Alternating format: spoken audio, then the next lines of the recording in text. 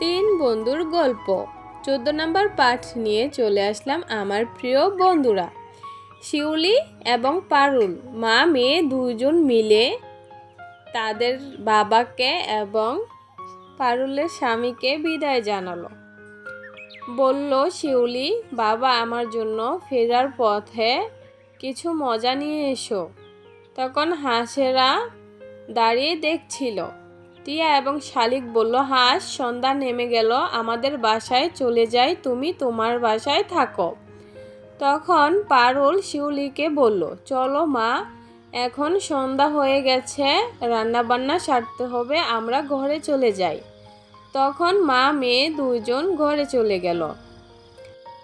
পারুল শিউলিকে বলল, তোমার বাবা তো এখনো আসছে না, রাত কটা বাজে, কখন খাবো, ঘুমাবো আমরা?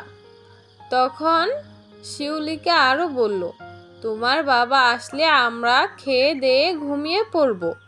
তখন শিউলি বলল, চিন্তা কেন করছো মা, বাবা শীঘ্রই চলে আসবে, চিন্তা করো না, বাবার কাজ শেষ হলে তারপরে আসবে বাসায়।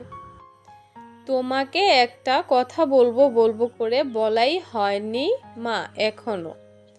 শোনো, গতকালকে আমি স্কুলে যখন গিয়েছিলাম তখন যা ঘটেছে আমার সঙ্গে। যাওয়ার পথে দেখেছি একটি বিড়াল পড়েছিল খুব অসহায় অবস্থায়। তখন তার সঙ্গে কেউ ছিল না। আমার খুব মায়া হয়েছিল বিড়ালটাকে আনতে, কারণ তুমি তো বিড়াল পছন্দ করো না, তাই আমি নিয়ে আসিনি। তখন শিউলির মা বলল, বিড়াল পালা ভালো, আমাদের হযরত মুহাম্মদ সাল্লাল্লাহু আলাইহি সাল্লাম উনি বিড়াল পালতেন।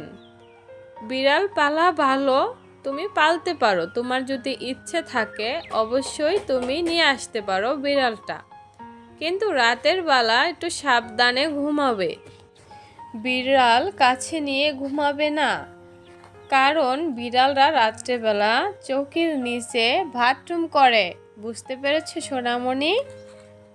আরও বলল, বিড়াল তুমি বাহিরে রাখবে, বিড়ালের একটা জায়গা তৈরি করে দিবে তোমার বাবা, ওই জায়গায় রাখবে, ঘরে রাখবে না, ঘরে যদি রাখো তাহলে নোংরা করবে ঘর।